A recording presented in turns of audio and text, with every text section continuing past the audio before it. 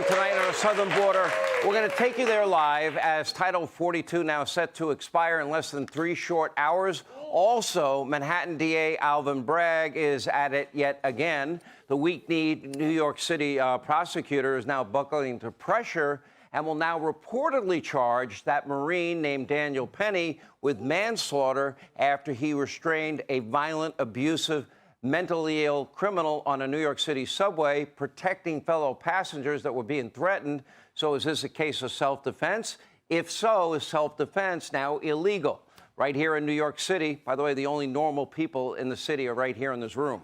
But first, if you listen very, very closely, you can almost hear, I am enjoying this way too much. You can almost hear the faint sound, the whimpering, and the total, complete, utter freakout and chaos and mess that is over at CNN fake news headquarters across town.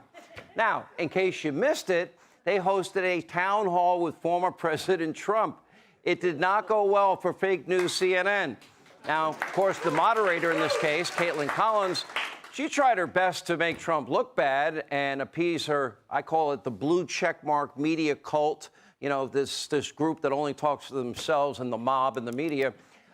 They hate any and all things Donald Trump. So instead of focusing on important issues, the economy, foreign policy, et cetera, she spent most of the town hall pelting Trump with old gotcha questions he's answered 100 times before, mostly on these old issues, debated, discussed to death. Take a look.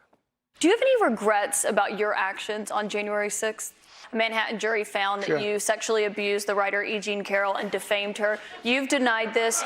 But what do you say to voters who say it disqualifies you from being president? Well, there was a taped deposition of you from October, and you defended the comments that you made on that Access Hollywood tape about being able to grab women how you want. Do you stand by those comments? Some of your Republican rivals have criticized you for not fulfilling the promises that you made on the campaign trail, like finishing the border wall. So how did voters know that you would get those done if you're reelected? Can you say if you want Ukraine or Russia to win this war? The special counsel's investigation into classified documents that were found at Mar-a-Lago. Why did you take those documents with you when you left the White House? I had every right to. By the way, she seems like a big fan of Donald Trump's. All right, here's where it gets very interesting. To CNN's fake news' surprise, Donald Trump, he came prepared, and the audience, well, they responded in a big way in his favor. Take a look. Why did it take you 3 hours to tell them to go home? I don't believe it did. Oh, let me pull it out. I have to pull it out. A Manhattan jury found that you sexually abused the writer E. Jean Carroll and defamed her. You've denied this. But what do you say to voters who say it disqualifies you from being president? Well, there aren't too many of them because my poll numbers just came out and they went up. Okay. If elected president again, what is the first thing you would do to help bring down the cost to make things more affordable? Drill, baby, drill. You know about that. We had no inflation. We had the lowest energy prices we've had in decades. This country was rocking and rolling. And by the way, we had the most secure border in the history of our country. Mr. President, we have more questions. But we have a very big mental health problem in this country. And again, it's not the gun that pulls the trigger. It's the person that pulls the trigger. And we have to protect our Second Amendment. Our country is dying. Our country is being destroyed by stupid people, by very stupid people. You once said that using the debt ceiling as a negotiating wedge just could not happen. You said that when you were in the Oval Office. That's when I was president. So why is it different now that you're out of office? Because now I'm not president. All right. In spite of the bias, Trump was great. He got his points across. He was likable, extremely funny. The crowd loved him, not the anchor. In other words, a nightmare come to life for the producers and contributors at Fake News CNN. They invited Donald Trump to this town hall. And what a shock. Donald Trump showed up, and they weren't ready for Donald Trump. Now, immediately following the debate, well, Fake News CNN, they had their on-air panels spending hours and hours despondent, in shock, and some look close to tears even. Behind the scenes, there is an apparent revolt among Fake News CNN's emotionally fragile employees, especially their left-wing woke anchors. By the way, most of whom themselves lied for 3 long years about Trump-Russia collusion that never happened. And as we speak, an all-out temper tantrum is underway inside the company from top to bottom. Can you believe this?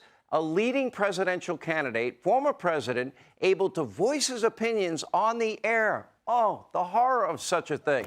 Now, one highly emotional reporter, I call him a Humpty Dumpty wannabe, some guy named Oliver, attacked his own network, posting this on his weird CNN blog that nobody reads. Quote, "It's hard to see how America was served by the spectacle of lies that aired on CNN Wednesday evening. A spectacle of lies on fake news CNN? That sounds like an average night." Now, according to the Humpty Dumpty Jr., quote, CNN and their new network boss, who might be fired over this, let's see what happens, Chris Licht, are facing a fury of criticism, both internally and externally. They didn't censor Donald Trump for a whole hour, and now CNN has got to be punished. Needless to say, it's been a rough 24 hours for the media mob and the Democratic Party, with at least one comparison to January 6th. Take a look.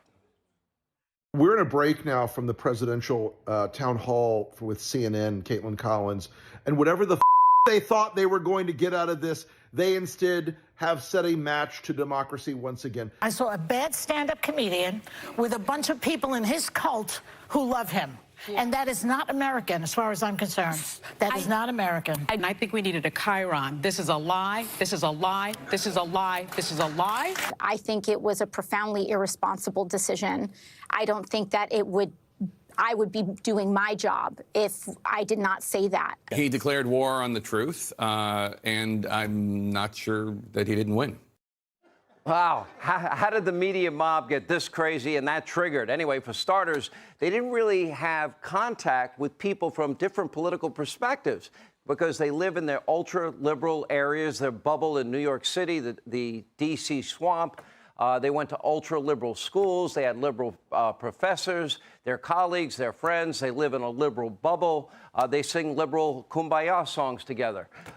They exist in one big far-left echo chamber. And so hearing from any conservative is jarring to them, triggering to them, especially if that conservative is not always politically correct and not easily intimidated or silenced by their insults, their accusations. And as we all know by now, Donald Trump is going to be Donald Trump. But here's what really makes those so-called journalists so mad. Despite all of their dire predictions, Donald Trump was a very successful president, way, way, way more competent than this guy that's president today that doesn't know it's Thursday night. Now, that's why Biden is now losing to Trump by a large amount in a brand new poll. As it turns out, when your livelihood and your retirement and your safety and your security is at risk, when China's taking on America's role as the world's leader with their alliances with Russia, Iran, and others, I guess the guy with the mean tweets or comments that might be politically incorrect doesn't seem to matter too much.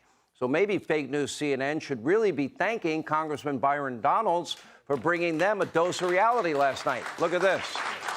First of all, town halls are for the voters, not for the press, not for the person who's the moderator. Caitlin spent more time interjecting her own viewpoints or her own views on the situation. Excuse me, those are actually facts, though. Now, are you guys not going to interject your views on me, or do I get a chance to speak now? If you're speaking falsely, those were facts. The town hall is for the president to speak to the voters of New Hampshire, not for this back and forth with media. That's number one. Hey, Sean Hannity here. Hey, click here to subscribe to Fox News YouTube page and catch our hottest interviews and most compelling analysis. You will not get it anywhere else.